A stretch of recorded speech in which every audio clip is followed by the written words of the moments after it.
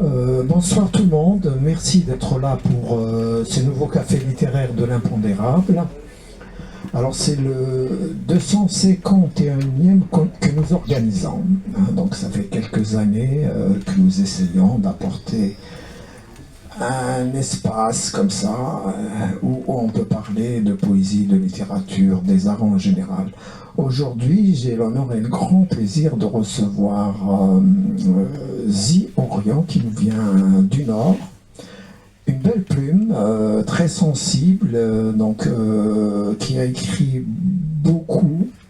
Elle a déjà publié plusieurs recueils. Une poésie fluide, apaisée et qui fait voyager le lecteur. Alors, Zi Orion écrit et elle nous dit aussi dans ce dernier livre, Le temps n'est qu'illusion, l'instant, la création, que son père, qui n'est plus de ce monde, paix à son âme, l'a certainement influencé, hein, puisqu'il y avait à la maison beaucoup de livres et c'est probablement lui qui lui a donné l'idée d'écrire. Zi Orion, bienvenue à l'impondérable. Merci beaucoup. Donc effectivement, j'écris depuis 2019. Donc je me suis mise à écrire de la poésie un soir en fait où je ne cessais de faire des rimes. Voilà, donc j'écrivais des choses vraiment très très simples au départ. Et puis l'envie m'a prise de continuer, de persévérer. Et donc j'en suis là aujourd'hui avec 5 recueils depuis 5 ans. Et donc voilà, j'ai rencontré une personne qui m'a permis en fait de réaliser une maquette. Parce que bon, ça c'était pas trop ma tasse de thé. Écrire c'est très bien, mais voilà, tout ce qui est montage, etc., c'était pas pour moi. Donc voilà, j'ai rencontré Daphné Marlière qui m'a permis de réaliser les maquettes des 5 recueils. Donc le premier qui s'appelle Au pays de Zi, voilà, donc ce sont effectivement des quatrains. Donc j'ai fait une partie adulte et une partie enfant. Mon troisième recueil également dans le même style. Les Mémoires de Cocon sont effectivement des proses là pour le coup. C'était pas des quatrains. Donc là je poétise sur voilà, les pensées qui me sont venues pendant la période de confinement en 2020. Et j'ai également écrit un recueil uniquement pour les enfants, donc qui s'appelle Fantaisie. Donc des contes un peu poétiques que j'ai écrits pendant une période de Noël. Donc tout un mois de décembre, j'ai fait que écrire pour les enfants. Donc voilà. Et donc là aujourd'hui, le temps n'est qu'illusion, l'instant de la création. Donc merci beaucoup Youssef Zirem de m'avoir convié ce soir pour présenter ce recueil qui a été réalisé avec 13 artistes. Donc 13 artistes peintres, dessinateurs et sculpteurs notamment, que j'ai rencontrés sur le réseau Facebook. Voilà, par hasard, parce que j'aimais beaucoup ce qu'ils faisaient. Donc il y a des artistes qui sont très peu connus, d'autres un peu plus, comme le Van Gogh de Valbonne, qui s'appelle en l'occurrence Igor Marceau, qui est un artiste dans le sud de la France qui peint des toiles vraiment avec beaucoup de ressemblance au peintre Van Gogh que tout le monde connaît. Donc pour certains artistes en fait, donc j'ai demandé donc à ces artistes d'accepter ce challenge. On a fait ça 6 mois à distance. J'ai créé un groupe en fait sur le réseau et je mettais donc tous les poèmes que je voulais qu'ils y contribuent en créant. Donc certains sont partis de mes poèmes pour créer des œuvres et d'autres comme par exemple Igor Marceau qui lui avait vraiment une patte bien spécifique. Lui, je suis partie de ses œuvres pour poétiser. Alors, ce qu'il faut savoir, c'est qu'en fait, en général, je pars de l'image pour créer de la poésie. Donc, je me plonge dans l'image et voilà, le texte coule, tout simplement. Bravo. Avant cela, vous avez aussi touché à la musique, au théâtre. Est-ce que vous pouvez nous dire un mot sur ces expériences artistiques ? Alors oui, en effet, j'ai fait partie d'une troupe de théâtre pendant mon année lycée, notamment en 94, quand j'ai passé le bac. Donc j'étais la cantatrice, j'étais la bonne dans la cantatrice chauve de Jeanne Ionesco. Et pour la musique, j'ai chanté dans un groupe de rock, voilà, où j'étais choriste. Très bien. Est-ce que vous pourriez nous lire un ou deux poèmes pour que l'assistance se fasse un peu une idée de ce que vous écrivez, de cette sensibilité, de cette navigation réussie, je dirais, poétiquement. Donc je vais en lire un du recueil et un autre si vous me le permettez. Tout est permis ici. Aimant d'amant, s'aimant d'autant, plus intensément au fil des jours, aimant d'amour, s'aimant toujours, et vraisemblablement, plus encore au détour des jours qui filent, du film qui se rembobine, en noir et blanc infiniment, aimant d'amant, s'aimant d'autant, au gré du chant de leur amour, au fil des jours, aimant d'amour, s'aimant toujours, infime sans fin, l'histoire d'un lien, d'émendiamment, d'amour puissant, au gré du vent, du chant aimant, et vraisemblablement, plus intensément, à l'aube du jour qu'il imagine brillant d'or. Et donc un poème un peu plus récent. Entends-tu hier susurrer demain? Ton vent dans ma chair souffle nos riens.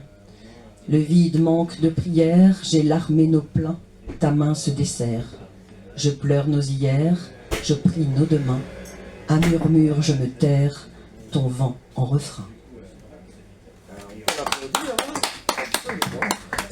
Je trouve votre poésie assez réussie. Et en plus de la poésie, me semble-t-il, vous faites aussi des haïkus. Je ne sais pas si c'est comme ça qu'on prononce. Exactement, des haïkus, des haïkai au pluriel, notamment. Donc c'est un poème japonais, très court. En fait, on dit un poème, mais c'est plutôt voilà, un instant présent qu'on fige par 3 vers. Donc, où les mathématiques interviennent puisqu'il faut compter le nombre de syllabes par vers. Donc le premier est de 5 syllabes, le deuxième de 7 syllabes et le troisième de 5 syllabes. Donc je peux en dire un par exemple que j'ai écrit « Amoureusement, le soleil les éclipse, premier rendez-vous ». Amoureusement, le soleil les éclipse, premier rendez-vous. Bravo.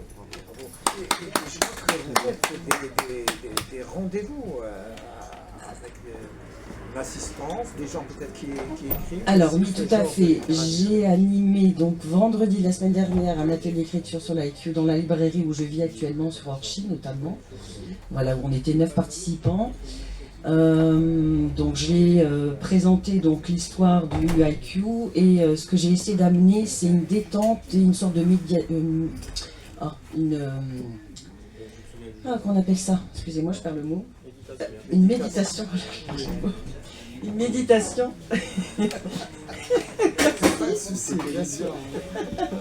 Donc en fait, je leur ai donné donc déjà c'était sur la thématique de l'automne. Donc je leur ai donné une feuille dans les mains parce que bon, ce jour-là il faisait très très froid, donc les gens se sentaient plus en hiver qu'en automne. Donc voilà. Donc pour avoir au moins le toucher de la feuille, donc voilà, qui craquait entre leurs mains. Et ensuite j'ai mis une méditation poétique sur le thème de l'automne. Je leur ai demandé de fermer les yeux, d'inspirer, de respirer. Je les ai emmenés sur le chemin de l'automne, voilà, avec des éléments, voilà, le vent qui caresse les joues, voilà, le craquement des pas, voilà, avec les feuilles. Et il y a une personne qui a écrit 7 IQ en un quart d'heure de temps. Voilà, donc ça a beaucoup plu. Voilà, donc ça c'était sympathique. J'avais aussi organisé l'année dernière en Vendée un atelier pour les enfants sur les calligrammes et les acrostiches également. Voilà, et sinon j'ai un groupe de poètes de 40 auteurs sur le réseau. Bravo. Alors la poésie, me semble-t-il, est venue vers vous récemment, semble-t-il. Comment est-ce que cela s'est fait, Zi Orion? Ce que je disais un peu tout à l'heure, un soir en fait, il y a 5 ans, des rimes me venaient à l'esprit, je ne faisais que des rimes. Et puis voilà, je me suis dit, pourquoi pas continuer, quoi. Et je ne peux plus m'en passer. Je peux poser une question? Quels sont... Alors, le rituel du café littéraire, mais bientôt vous pourrez poser la question. C'est juste une forme d'organisation, c'est que je mène une petite discussion avec l'invité pendant 15 à 20 minutes, et puis je donne la parole à la salle. Mais les 15-20 minutes vont rapidement se terminer. D'ailleurs, j'ai une dernière question, après je vous donne la parole.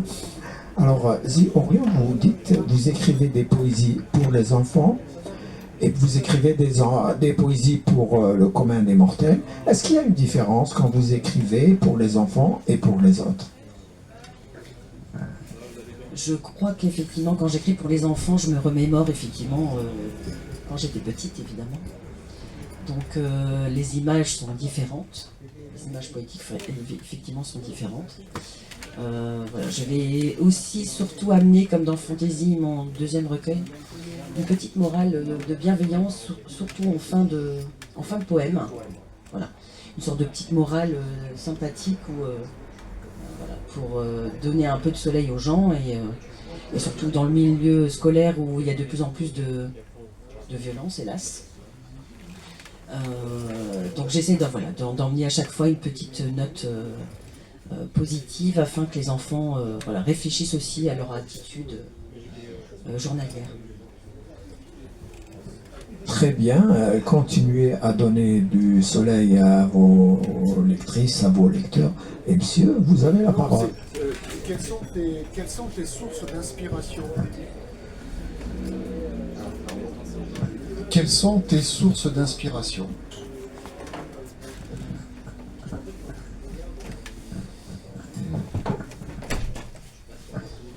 Merci José d'avoir posé cette question. Donc au tout départ, je partais essentiellement d'image. Je ne savais pas écrire sans une image. Donc je me plongeais dans une image qui me plaisait. Et là partait voilà, une histoire. Je ne savais jamais par quoi j'allais commencer ni par quoi j'allais finir. Ça venait au fil de l'eau en fait. Voilà, les idées me venaient et j'écrivais souvent, allez, des fois en 20 minutes de temps, j'avais écrit un poème. Aujourd'hui c'est différent, je pars moins de l'image. J'essaie de me la créer dans mon esprit au préalable. Et j'essaie de plus en plus de créer des métaphores en fait. Je travaille beaucoup plus le poème, l'écriture. Un des derniers poèmes que j'ai écrit, j'ai mis 5 heures. Ouais, donc je travaille beaucoup plus les images, en fait, la métaphore en fait dans le poème. Voilà. Et quels sont tes thèmes? Essentiellement l'amour. Je voulais que tu... Ça tu le sais. Je le sais. Il faut que tu en parles parce que c'est vraiment central. Oui, c'est vrai que c'est essentiellement sur l'amour, effectivement. Je pense que c'est la base de l'humanité. De l'humanité. Merci pour ta réponse. Mais avec plaisir. Oui, d'autres questions, d'autres remarques? Y a-t-il des auteurs qui vous influencent?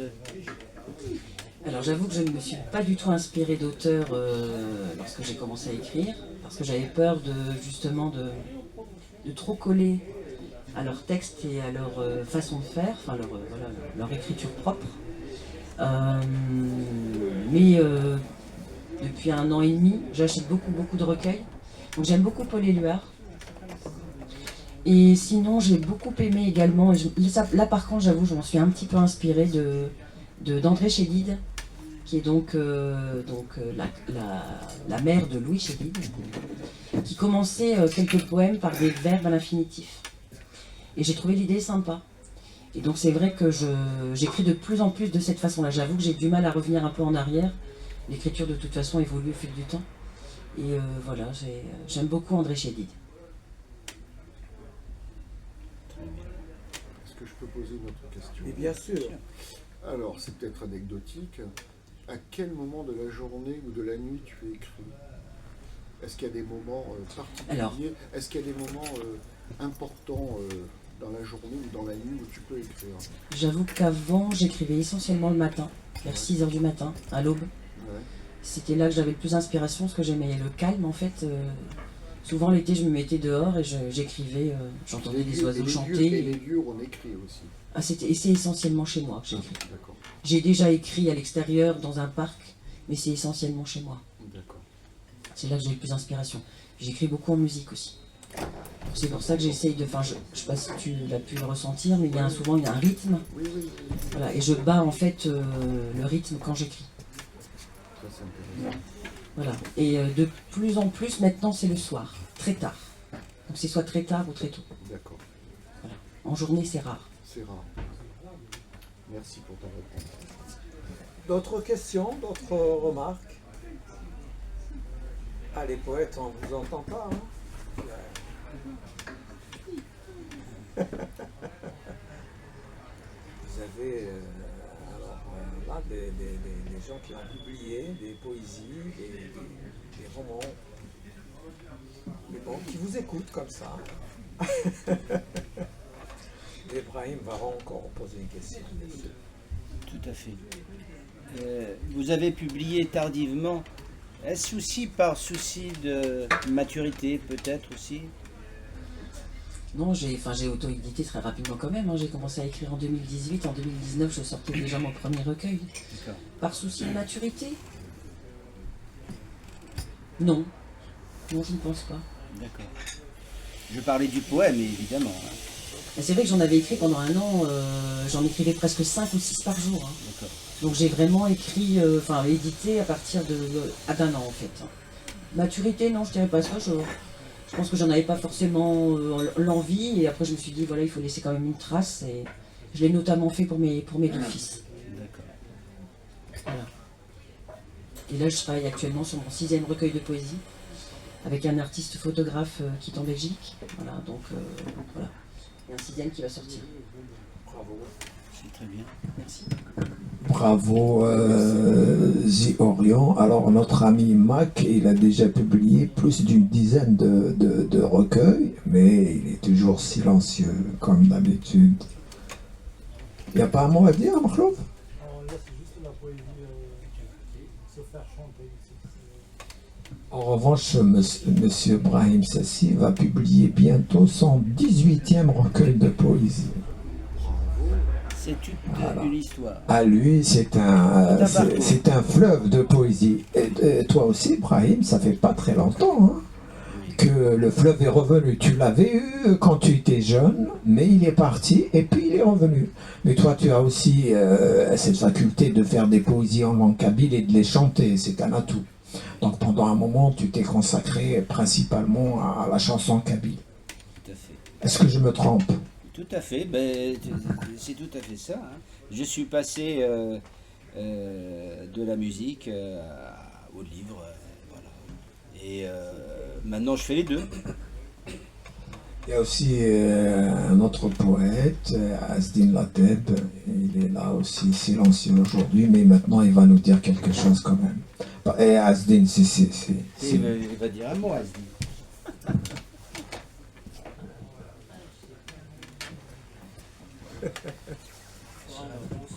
Bonsoir tout le monde. En fait, j'ai une question.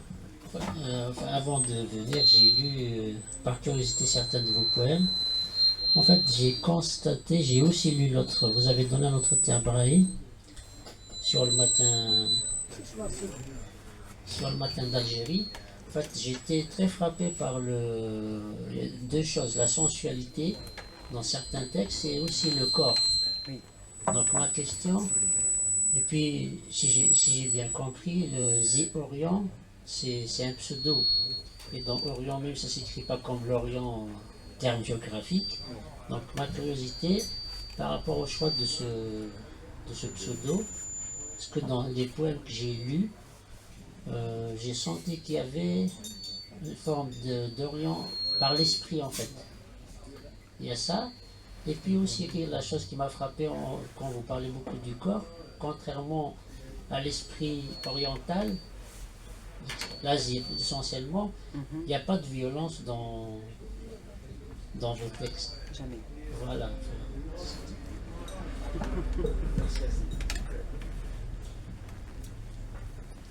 Une belle intervention d'Asdin.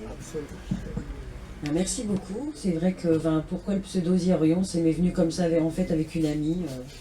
Je me suis amusée. Suzy, c'est devenu, parce que c'est Suzy, hein, c'est devenu Z, Z-Y, parce que Suzy c'est Z-I-E. Et Orion parce que voilà, je pense que je suis quelqu'un qui aime les étoiles. Et j'ai trouvé la constellation très belle. En fait, ça m'est venu vraiment comme ça spontanément. Et quand j'ai commencé à écrire mes poèmes, je signais Z. Voilà, et donc ça s'est fait vraiment de façon tout à fait naturelle. Et effectivement, de plus en plus, je m'oriente vers la sensualité, c'est juste. Chose que je n'osais pas faire au préalable. Je pense que voilà, la femme représente, je pense, une certaine divinité que j'ai envie de sublimer en fait. Et vous avez remarqué que c'est toujours très métaphorique.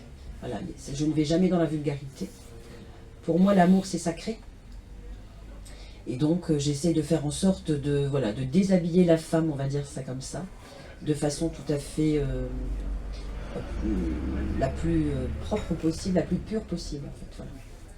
Et voilà, j'espère que ça vous plaît en tout cas. Mais c'est vrai qu'effectivement il n'y a jamais de violence, c'est toujours très bienveillant. Peut-être que vous pourriez lire un autre poème si vous voulez. Alors, dans ce nid. Si tu savais dans ce nid où s'étirent mes ailes, l'obscurité s'enfuit, la lueur m'appelle. Les volets en feuilles, dans l'arbre perché, fleurissent des branches aux senteurs d'été. Si tu savais dans ce nid aux brindilles de nuit, je blanche au soleil, j'ai fui cet ennui. Je branche des étoiles, j'étale leur miel, où jaillissent tes yeux, mes ailes envolées. Donc là, comme vous pouvez le remarquer, je modifie souvent, je transforme des noms en verbes. Voilà, comme je te lèvre pour l'éternité. Ça, c'est une des choses que j'ai écrites. Sinon, j'ai aussi beaucoup écrit de pensées philosophiques, je pense. Là, je ne sais pas si j'en ai préparé. Je ne pense pas. Non. Voilà, je vais écrire des phrases courtes aussi, par exemple, comme la sensibilité dévoilera sa fragrance dans une danse de subtilité. J'ai dépeuplé tes pages pour y déverser les multiples visages de nos mots.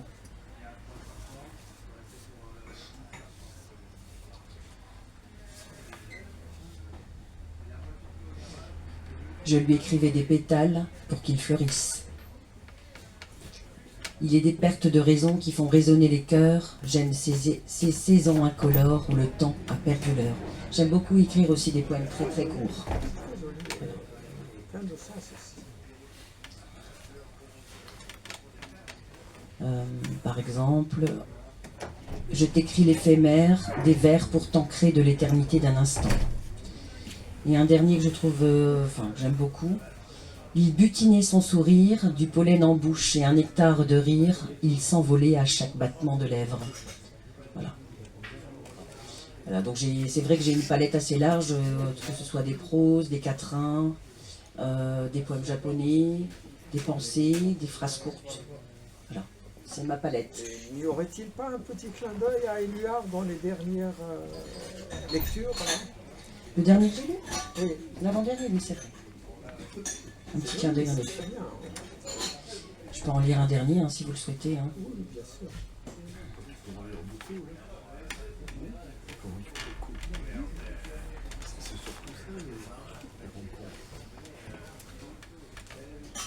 Donc je vais en lire un qui est un peu plus dans la sensualité.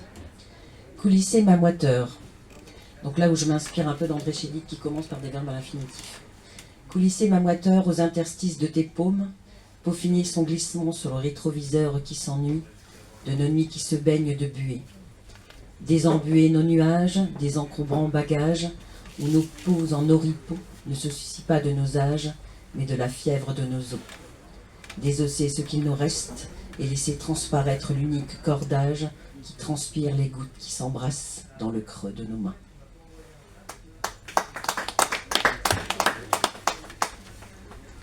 Merci beaucoup. Ah, je vous en prie. Mais si, un petit mot. Rien à dire. J'ai fait un bel entretien à Zéorient dans le Matin d'Algérie, le journal Le Matin d'Algérie. Je vous invite tous à le retrouver. Et dans cet entretien, on découvre la force de la poésie de Zéorient, qui est pleine de mystères, un mystère qu'on retrouve déjà dans son nom, Zéorient. Et donc, c'est une poésie pleine de sensualité, de spiritualité et de beauté. Alors, vous liez beaucoup votre poésie à la photographie, à la peinture. C'est important pour vous ? Oui, j'aime beaucoup en fait créer cet esthétisme. En fait, c'est ça qui m'attire beaucoup.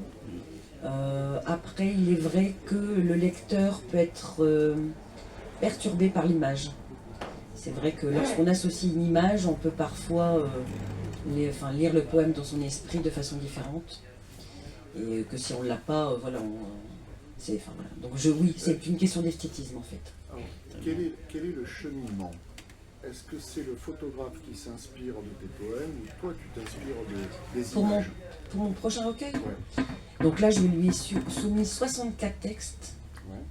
Là par contre, là pour le coup, on travaille ensemble pour associer l'image pour qu'elle se colle au plus au texte. D'accord. Donc là c'est lui qui a lu tes textes et puis après il va faire des images par rapport à tes textes. c'est ça. Mais bon, c'est déjà des fois des photos qui sont déjà existantes, mais on travaille ensemble en fait pour associer les photos au texte. Voilà. Et puis si vous souhaitez voir mon groupe de poètes aussi sur Facebook, j'ai créé un groupe qui est privé qui s'appelle Tout en Poésie. Donc Tout en Poésie, P-E-A-U, le petit E et le Z-Y comme The Orion. Voilà, donc il y a 40 auteurs depuis 3 ans qui sont abonnés. Je propose également des ateliers régulièrement avec des œuvres d'art, ce qui permet à certains poètes de s'inspirer de l'œuvre pour avoir... je pense que l'image génère aussi beaucoup d'imagination. Voilà. Et les réseaux sociaux sont souvent décriés, mais ils vous servent quand même. Énormément. Donc il y a quand même du positif dans les réseaux sociaux, n'est-ce pas? Je pense qu'il faut bien savoir l'utiliser en fait. C'est toute une question d'utilisation. C'est sûr que ça peut être un réseau où tout le monde se lâche, où les gens râlent. Mais voilà, si on l'utilise à bon escient, je pense que ça peut nous amener au café l'impondérable. Entre autres. Mais je remercie beaucoup de votre invitation. Et puis c'est aussi grâce à Brahim Sassi que j'ai connu aussi via les réseaux finalement. Ah, c'est ça, Je crois que c'était via Instagram ou Facebook. Non, Facebook je crois. Ah, c'est grâce à Facebook. C'est grâce à Facebook, oui, tout à fait. Donc effectivement, si on utilise les réseaux à bon escient, ça peut nous amener à Paris lorsqu'on vient du Nord. Donc j'en suis ravie d'être là ce soir pour vous présenter. Nous sommes ravis que vous soyez avec nous. S'il n'y a pas de questions, de remarques, je vous laisse faire la dédicace, voilà, et on peut continuer la discussion. Et puis lire quelques poèmes quand même. Comment? Encore. Lire encore quelques poèmes. Ah, tu veux que je lise encore quelques poèmes? Oui. Allez. Si tu es d'accord. Si elle est d'accord. Allez, j'en ai quelques-uns.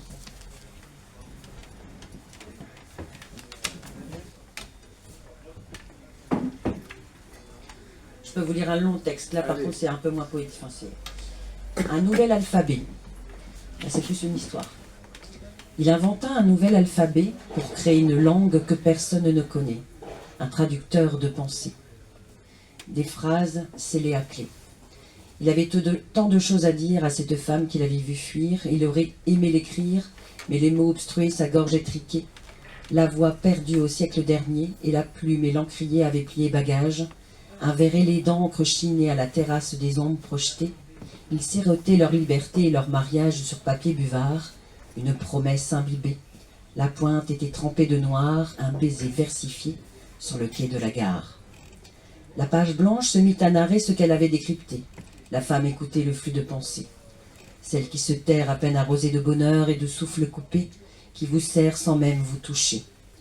Des racines qui se taisent et se parent d'aucun bouquet, pleurant le soleil qu'elle rêverait de protéger, préférant noircir le jour où l'écorce compte en pleurs, l'histoire sans miroir de leur cœur gravé, au couteau vieilli où l'arbre en gardien prit leur lendemain. Des jardins enfouis sous tes yeux de craie, qui dessinent des tranchées où mes billes caressent tes pupilles dans le creux de la récré. Mais j'ai la guerre en refrain, où les vers ne sont plus de terre, mais de larmes sans bruit, des poèmes humides qui inondent tes mouchoirs, l'encre a sali ton visage. Je noie les cimetières, je suis un soldat en terre, tu es la croix qui me choit. Elle étira sa tige et de ses pétales s'inclina.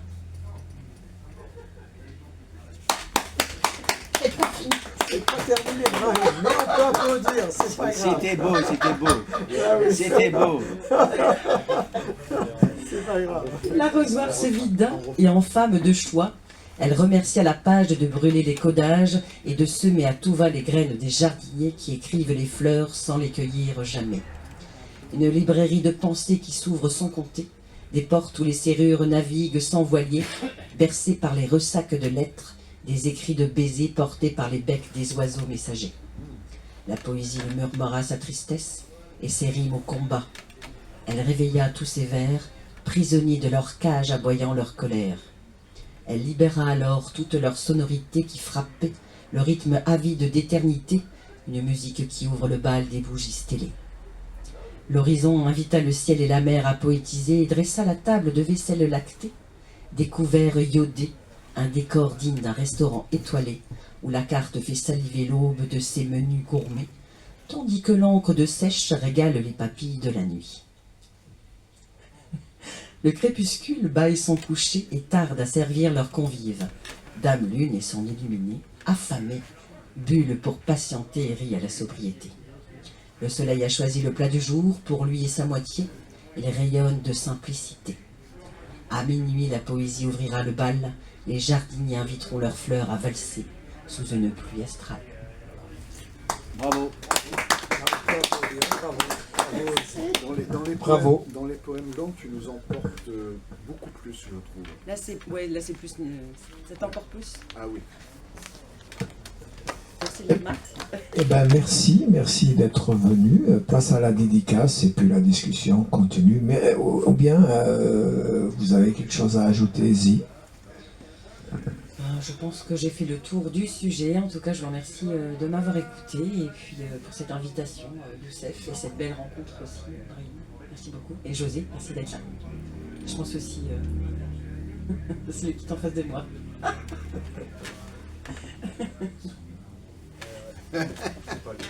Très bien, merci. Merci à Zi, merci à tout le monde. À la semaine prochaine. En attendant donc la dédicace et puis on peut toujours discuter autour d'un verre. Merci. Bravo.